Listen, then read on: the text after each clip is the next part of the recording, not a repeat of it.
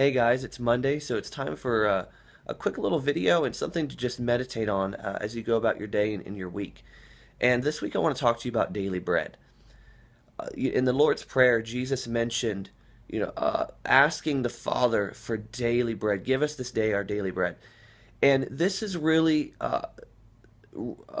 meant to help us see and recognize our need for daily communion and fellowship with God, in the Word, in His presence, getting to know Him and fixing our eyes back upon Him. Throughout our day, we see tons of advertisements.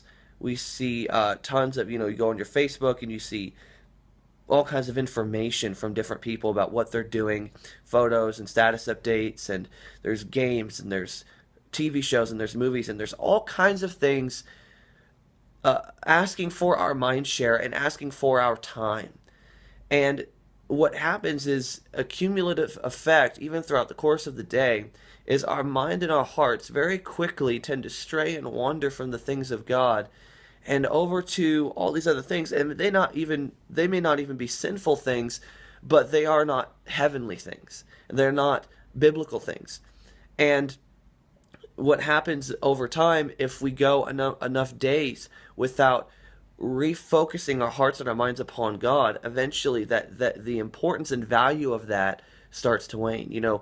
We know this, that whatever we invest in becomes more valuable to us. When you pay more money for a vehicle, you're more likely to be very careful with that vehicle. Maybe don't let anyone eat in it, park on the other side of the parking lot where no one is so no one scratches the car, whatever it is that we do. Why? Because we've invested in that.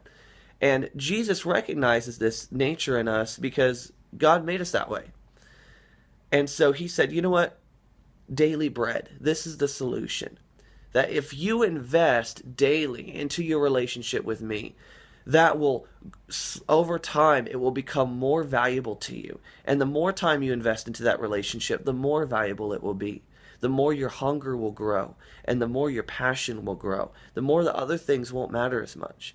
So, in the day that we're living in, where we're being constantly barraged by other things, let us take the time to, whether it be even just 20 or 30 minutes a day, to read the Word and be in His presence and worship Him and have that daily bread to keep our hearts and minds focused on God and not on the circumstances around us.